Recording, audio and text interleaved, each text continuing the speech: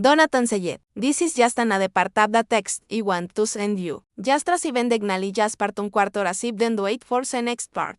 Start part un cuarto. Dale lo que se merece. El día que Aurelio Montesinos mandó azotar a la vieja, el cielo se puso del color de la carne viva y nadie en la hacienda se atrevió a mirar. No era la primera vez que el hacendado ordenaba un castigo. Había hecho cosas peores. Había quemado la choza de un peón por robarle 3 mazorcas. Había dejado morir a un niño en el cepo, bajo el sol de agosto. Había vendido a una madre, separándola de sus hijos sin pestañear. Aurelio Montesinos era un hombre que había aprendido a dormir sin culpa y lo hacía profundamente, con el estómago lleno y las manos limpias de toda conciencia. Pero lo que ocurrió esa tarde en el patio central de la Providencia, que así se llamaba su hacienda, con una ironía que solo Dios podría haber calculado, fue algo que ninguno de los que lo presenciaron pudo volver a nombrar sin bajar la voz hasta casi el silencio. La mujer se llamaba Cándida, tenía 60 y tantos años, aunque en su cuerpo parecían vivir muchos más.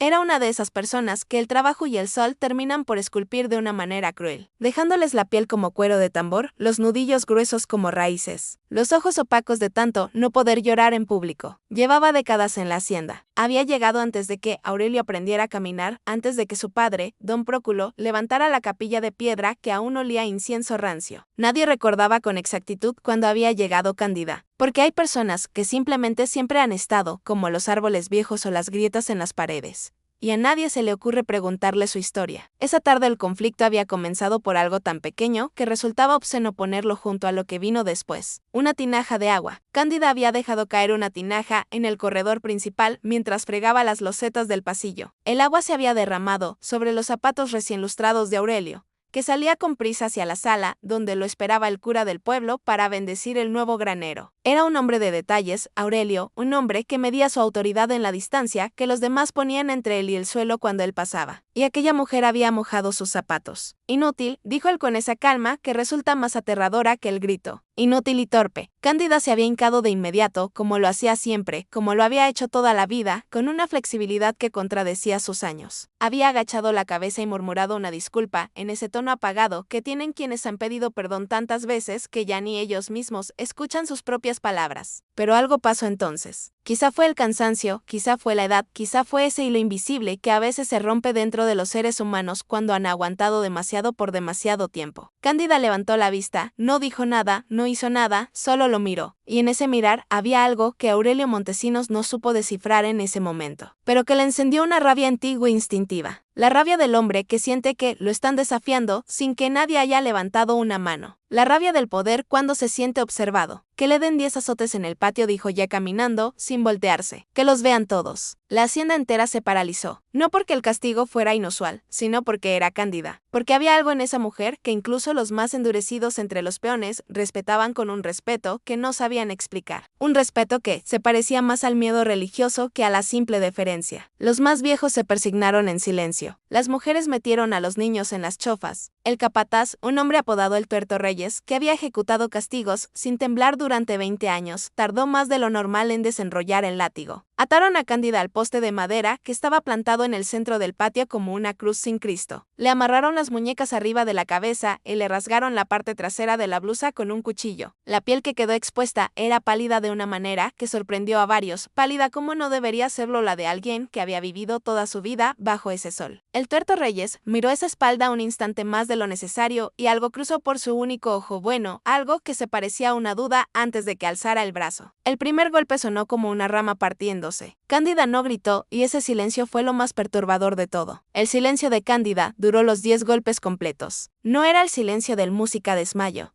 ni el de quien ha perdido el conocimiento por el dolor. Era otro tipo de silencio, uno que tenía peso y forma, uno que se pegaba a la ropa y a la piel de los que estaban obligados a presenciar el castigo. El Tuerto Reyes lo supo desde el segundo golpe y eso hizo que su brazo perdiera firmeza, aunque no se lo hubiera confesado a nadie, ni bajo tortura. Había azotado a hombres que rezaban, a mujeres que maldecían, a jóvenes que prometían venganzas, que nunca se cumplían. Pero nunca había azotado a alguien que simplemente aguantara quieto y entero, como si el dolor fuera un visitante conocido al que no valía la pena abrir la puerta. Cuando lo desataron, Cándida no cayó. Se mantuvo de pie con una lentitud deliberada. Se acomodó los jirones de la blusa sobre la espalda con movimientos parcos, como si estuviera arreglando ropa tendida al sol, y caminó de regreso a su cuarto, sin que nadie le ayudara y sin que nadie se atreviera a acercarse. Los peones la vieron alejarse y ninguno habló. El patio quedó en un silencio tan denso que se podía escuchar el viento moviéndose entre las tejas del corredor. Ese sonido hueco y antiguo que en los pueblos de tierra caliente a veces se confunde con una respiración. Esa noche, 3 cosas extrañas ocurrieron en la Providencia. La primera, las gallinas del gallinero principal dejaron de hacer ruido de manera abrupta. Todas al mismo tiempo, en un instante que el encargado del corral recordaría después como si alguien hubiera apagado un sonido con la mano. La segunda, el perro de Aurelio, un animal grande y asco que dormía siempre en el umbral de su habitación,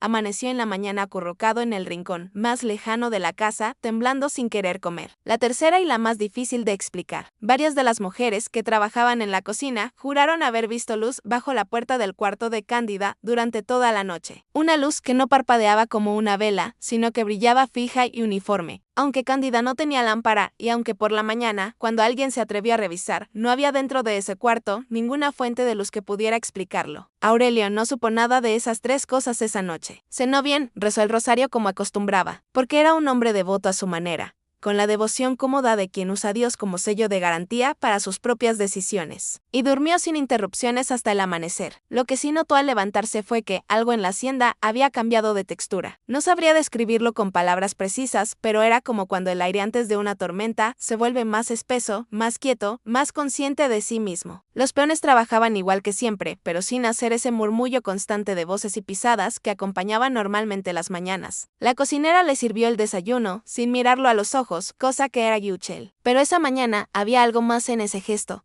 Algo que se parecía a una precaución religiosa, como cuando uno evita nombrar ciertas cosas por miedo a invocarlas. Fue el padre Cipriano quien sin quererlo plantó la primera semilla. El cura había llegado a la hacienda 2 días antes para la bendición del granero y se había quedado como solía quedarse, aprovechando la hospitalidad de Aurelio, la buena mesa y el catre limpio que ninguna de las chozas del pueblo podía ofrecerle. Era un hombre gordo y nervioso, con manos pequeñas que sudaban siempre y una costumbre de bajar la voz al hablar de ciertos temas que terminaba haciendo que todos prestaran más atención de la que él quizá buscaba. Esa mañana, mientras tomaban café en el corredor, el padre Cipriano preguntó con esa falsa casualidad que tienen las preguntas que llevan mucho tiempo esperando ser hechas. ¿Cuánto tiempo lleva con usted esa mujer? La que castigó ayer. Aurelio lo miró por encima de la taza. No era hombre de explicar sus decisiones, ni siquiera al cura, pero había algo en el tono de la pregunta que no era exactamente un juicio moral, sino otra cosa. Curiosidad tal vez o algo más parecido al miedo disfrazado de curiosidad. Toda la vida, respondió simplemente, desde antes de que yo naciera. Según me contaron. El padre Cipriano asintió despacio, mirando hacia el patio, hacia el poste de madera que cejía ahí plantado bajo el sol de la mañana. ¿Y sabe usted de dónde vino? ¿Quién la trajo? Aurelio frunció el ceño levemente. Era una pregunta extraña. Nunca se le había ocurrido a Kent parte un cuarto, Limemben atensen yet. Just acknowledge your receipt this part, with a message parte un cuarto received and wait for the next part.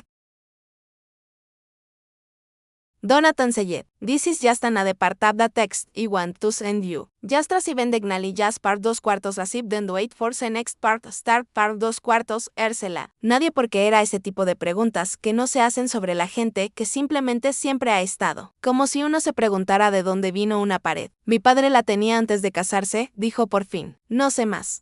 El padre Cipriano tomó un sorbo largo de café y cuando bajó la taza tenía una expresión que Aurelio no supo leer del todo en ese momento, pero que esa noche, ya solo en su habitación, volvería a ver con los ojos cerrados como si se le hubiera grabado en el interior de los párpados. Era una expresión que mezclaba de una manera que no debería ser posible en el rostro de un hombre de Dios, la compasión con el terror. Don Aurelio, dijo el cura en voz muy baja, hay cosas que conviene saber antes de actuar y hay otras que uno desearía no saber nunca, pero que de todas formas terminan por encontrarlo. Aurelio Montesinos no era hombre que perdiera el sueño por las palabras de nadie y mucho menos por las insinuaciones veladas de un cura gordo con las manos sudorosas. Pero esa noche, mientras la hacienda dormía envuelta en ese silencio nuevo y extraño que había llegado para quedarse desde el día del castigo, algo lo mantuvo con los ojos abiertos en la oscuridad de su habitación, mirando el techo de vigas de madera oscura como si esperara que le dijeran hicieran algo. No era culpa. Eso era lo primero que se dijo a sí mismo, con la firmeza de quien lleva años construyendo argumentos internos para protegerse de ciertos pensamientos. No era culpa porque un hombre en su posición no podía permitirse ese lujo. La culpa era un sentimiento de gente que no tenía poder, de gente que dependía de la opinión ajena para saber si sus actos eran correctos o no. Él tenía la hacienda, tenía la tierra, tenía el apellido, tenía la bendición torcida del padre Cipriano colgada en la pared de la capilla. Lo que lo mantenía despierto era otra cosa, algo más difícil de nombrar, algo que se instalaba justo debajo del esternón y que pulsaba suavemente como un dedo tocando desde adentro. Se levantó antes del amanecer, se puso las botas, sin llamar al mozo, cosa inusual en él, y salió al corredor exterior con una lámpara de aceite. La hacienda en la madrugada era un animal diferente al de la plena luz del día. Las sombras tenían volumen, los sonidos cambiaban de dirección y el olor a tierra húmeda y estiércol y madera vieja se volvía más honesto, más desnudo, sin el ruido y el movimiento del día para disfrazarlo. Caminó despacio hasta el extremo del corredor, donde estaban los cuartos de servicio. Esa hilera de puertas bajas y sin ventana que daban a un callejón angosto entre la casa principal y la barda de piedra. Se detuvo frente a la puerta de Cándida. No había luz esta vez ni sonido. Puso la palma de la mano sobre la madera y estuvo así un momento, sin saber bien qué esperaba sentir. La madera estaba fría, como todo lo demás. Se dijo que era un idiota, que estaba ahí parado en la madrugada frente a la puerta de una sirvienta vieja por culpa de las insinuaciones de un cura con demasiado tiempo libre. Dio la vuelta y regresó a su habitación, pero no volvió a dormir. A la mañana siguiente, mandó llamar a la mujer más vieja de la hacienda, una india de nombre Refugio que todos llamaban la Refugita, que tenía tantos años que ya nadie intentaba calcularlos y que vivía en un rincón del lavadero con una comodidad animal, rodeada de plantas que nadie más reconocía y que olían a cosas que uno no quería preguntarse. La Refugita era de esas personas a quienes se consulta cuando las preguntas no tienen respuesta en los libros ni en los sermones, cuando la respuesta que se necesita viene de un lugar más antiguo que la religión y más oscuro que la ley.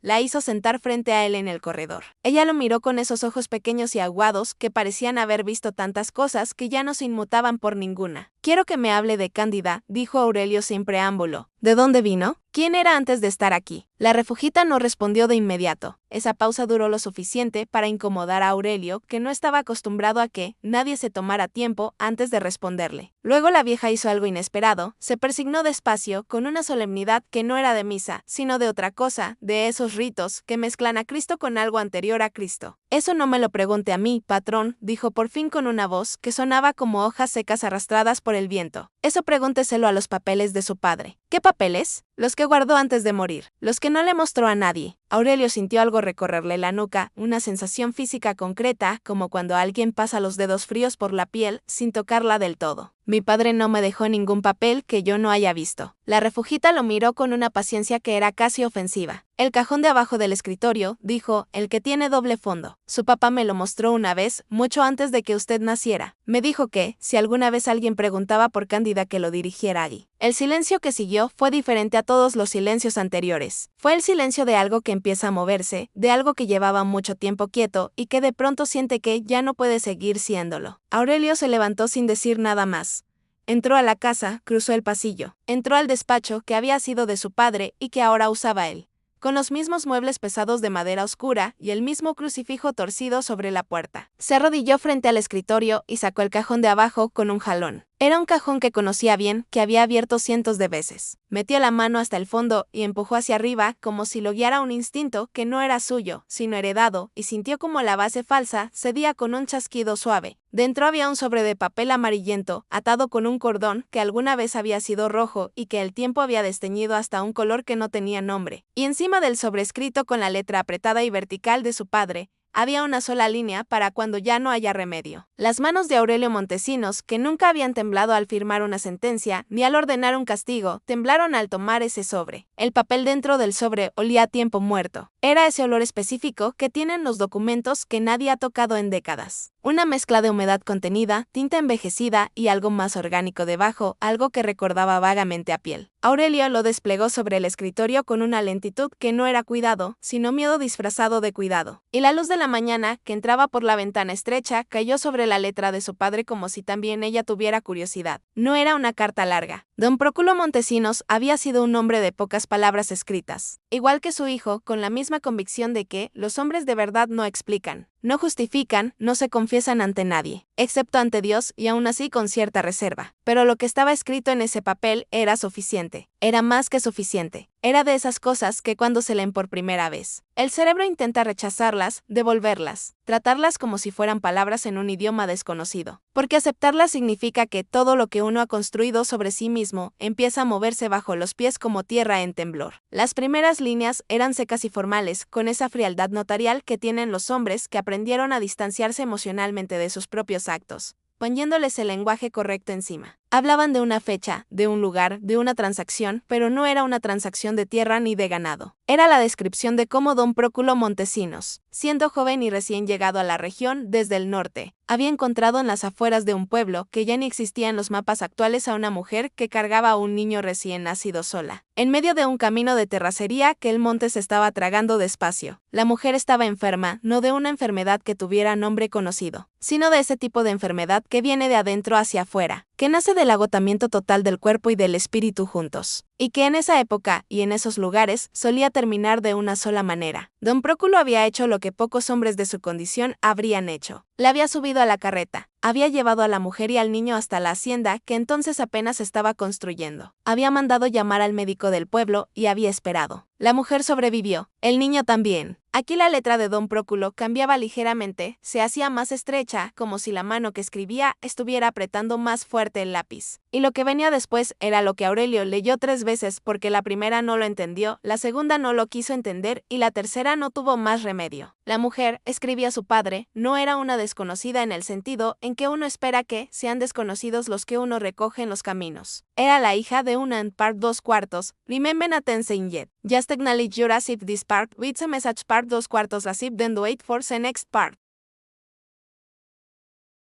Familiar que había caído en desgracia, gente que había tenido tierra sin hambre, y que lo había perdido todo en el tipo de darum silencio, o que ocurre cuando las dudas crecen más rápido que los hijos. Ella había cuidado sola, había cuidado con el niño, y es niño escribía don Próculo con una precisión que solo podía venir de alguien que había cargado y secreto durante décadas, como se carga una piedra dentro del pecho. Es niño no era hijo de ningún hombre conocido en la región, era hijo de ella. Y ella continuaba la letra apretada y temblorosa de su padre. Era la mujer quien él había terminado por la marcándida, porque ella nunca le dio su nombre verdadero, y porque había en ella una paciencia y una les ópica que le recordaban es adjetivo antiguo.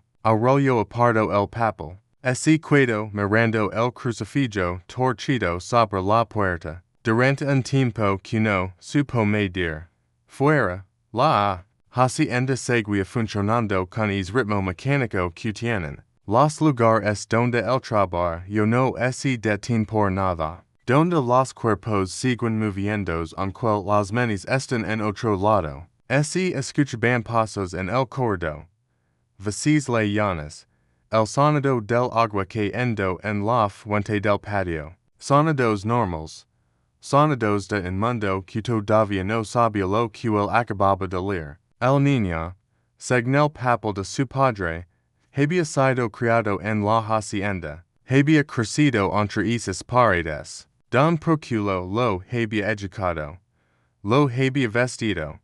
Lo había puesto a estudiar con el mismo maestro que venía de la ciudad cada temporada. Lo había tratado. Escribía sin usar esa palabra, pero construyendo toda la oración alrededor de ella como un hijo. Como su propio hijo. Porque don Próculo Montesinos no había tenido hijos de sangre. Su esposa, la señora Gertrudis, había muerto en el segundo intento de darlo, y después de eso el hacendado había vivido, lo con sus tierras, y sus peones, y esa mujer silencio se cultivaba y cocinaba, y nunca pedía nada. Y es niño que creció entre los dos como algo que ninguno de ellos nombraba directamente, pero que los dos cuidaban, cada a su manera. Es niño era Aurelio. Lo supo antes de terminar de leerlo. Lo Du po en el momento exacto en que la lógica de todas las cosas que nunca había cuestionado empezó a reorganizar dentro de su cabeza con una violencia silenciosa, como cuando se rompe algo de cristal en una habitación de al lado, o escucha el sonido. Pero tarda un segundo en entender que fue.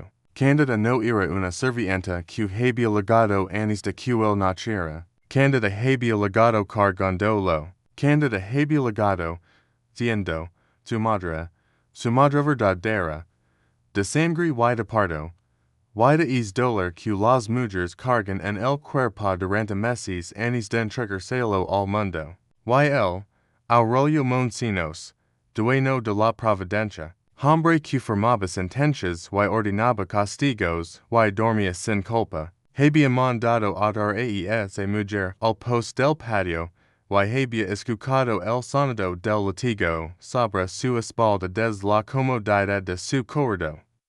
Sin volver la cabeza en una sola vez.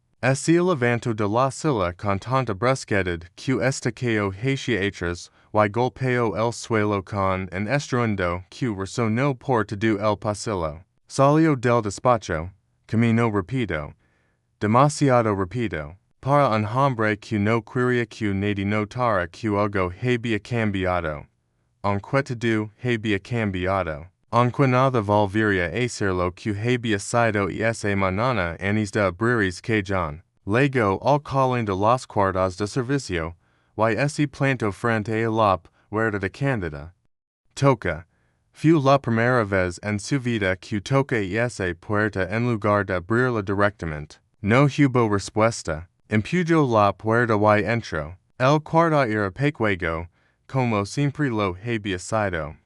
Con el cater angosto, y la mesa con la palangana y el gancho en la pared, donde colgaba el rebozo destinado. Pero Candida no estaba. El cater estaba tendido con esa precisión mecánica de quien lo hace por costumbre y no por gusto. Sobre la mesa había una vela apagada y junto ella, doblado con cuidado, un pañuelo bordado con un hilo azul que se había gigido tanto que casi parecía blanco. Aurelio tomó el pañuelo, lo abrió. En el centro, bordadas con el mismo hilo azul deslavado, había dos letras que no eran las iniciales de ningún nombre que él conociera. Eran las iniciales de un nombre que nadie en la hacienda había pronunciado nunca porque nadie lo sabía. Nadie, excepto una persona que lo había cocido a dedicadas hechas, quizá esperando que algún día alguien lo encontrara, quizá sin esperar nada, quizá solo para tener algo propio en un mundo donde nada le pertenece. Salió corriendo, la encontraron al atardecer. No lejos, como hubiera esperado cualquiera que imaginara una fuga. Candida no había huido hacia el money. En hacia el camino real.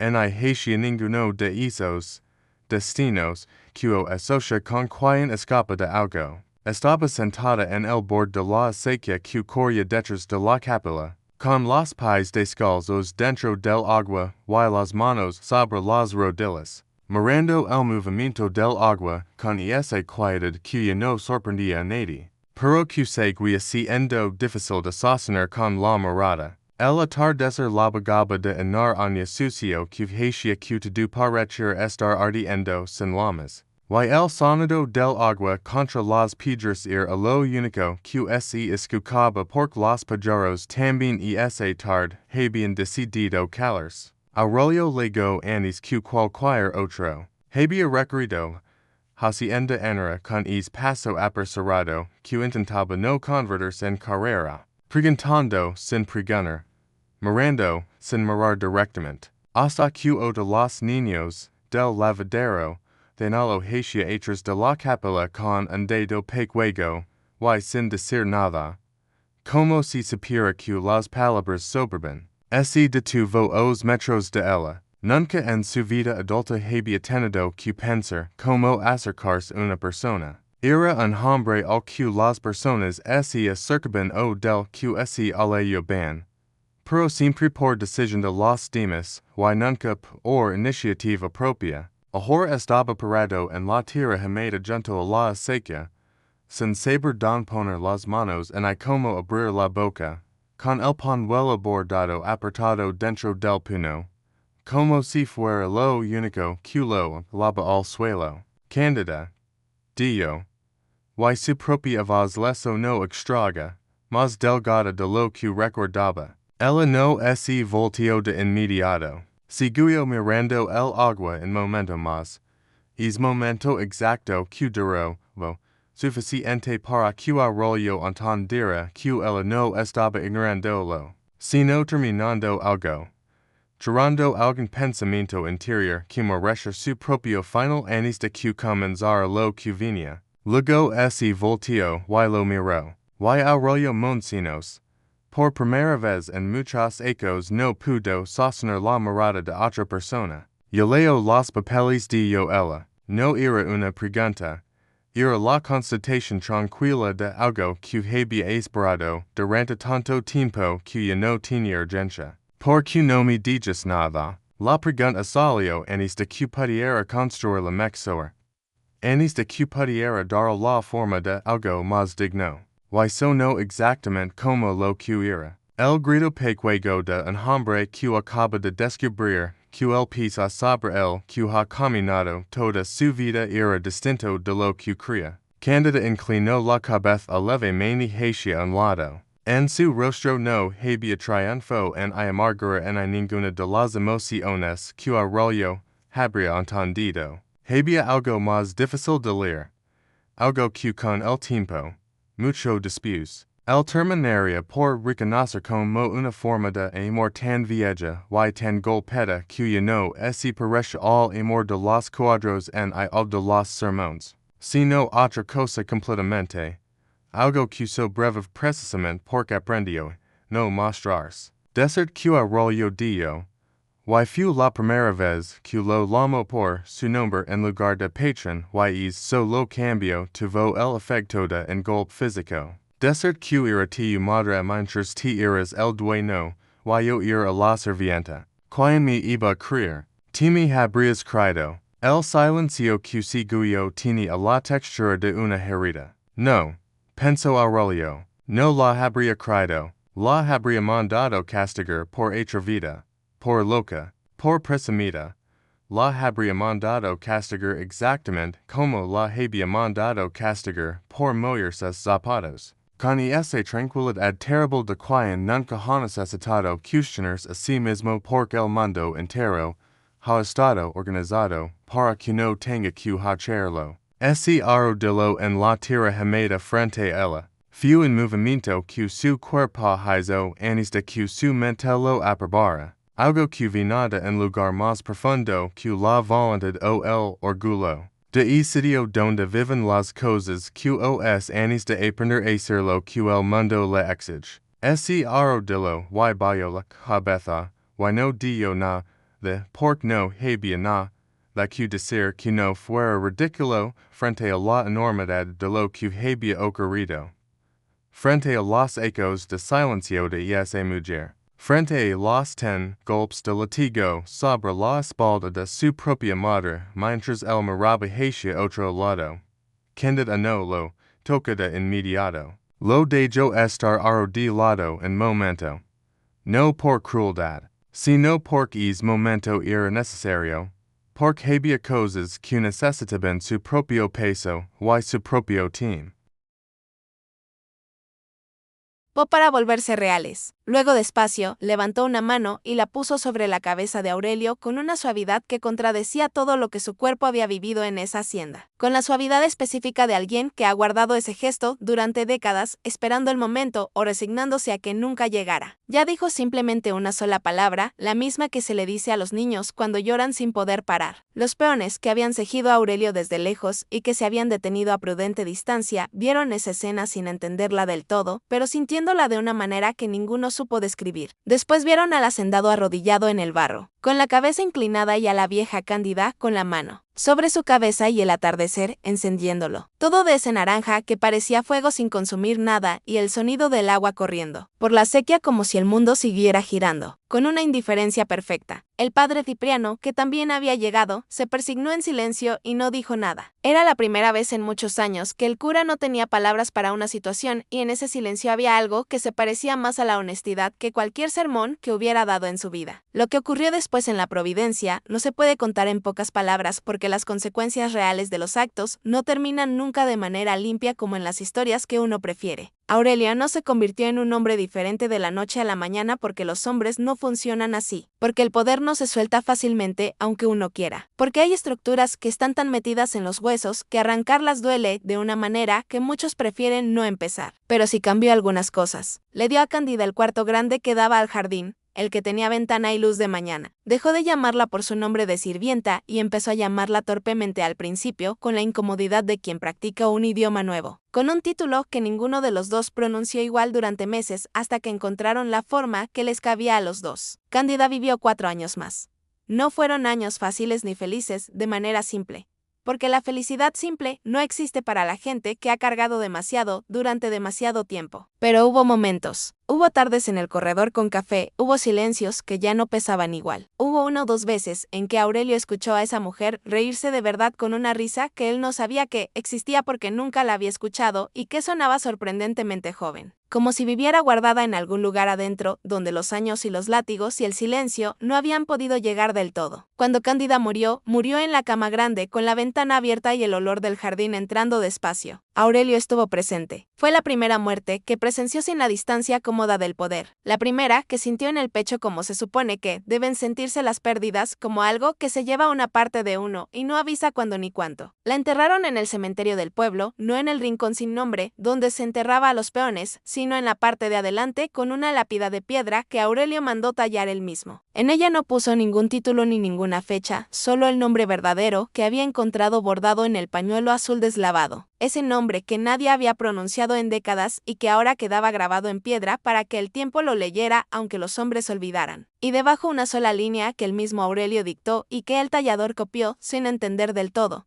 pero ejecutando con precisión. La que siempre estuvo, la que nunca debió callar. La historia de Cándida no terminó con su muerte porque las historias como la suya no terminan. Se quedan flotando en el aire de los lugares donde ocurrieron, pegadas a las paredes, metidas en el olor de la madera vieja y la tierra húmeda, esperando que alguien pase lo suficientemente despacio y lo suficientemente quieto como para escucharlas. Dicen los que conocen esos rincones del país, esos lugares donde la historia y la superstición se mezclan hasta volverse indistinguibles, que hay haciendas donde por las noches se escucha el sonido de pasos lentos y seguros en los corredores. Pasos que no pertenecen a nadie que esté vivo. Pasos que caminan con la paciencia específica de alguien que aprendió a esperar. Y dicen que, si uno se queda quieto y cierra los ojos y deja de tener miedo por un momento, esos pasos no dan miedo. Solo suenan como alguien que por fin camina libre. Si llegaste hasta aquí, ya sabes lo que esto significa. Eres de los que no le huyen a las historias que duelen, de los que se quedan hasta el final, aunque la oscuridad apriete. Esa es una cualidad extraña y valiosa. Hay más historias esperándote, más voces que nadie más se ha atrevido a contar, más silencios que guardan cosas que el mundo preferiría no recordar. Solo tienes que saber dónde encontrarlas. ¿Ya sabes dónde estamos?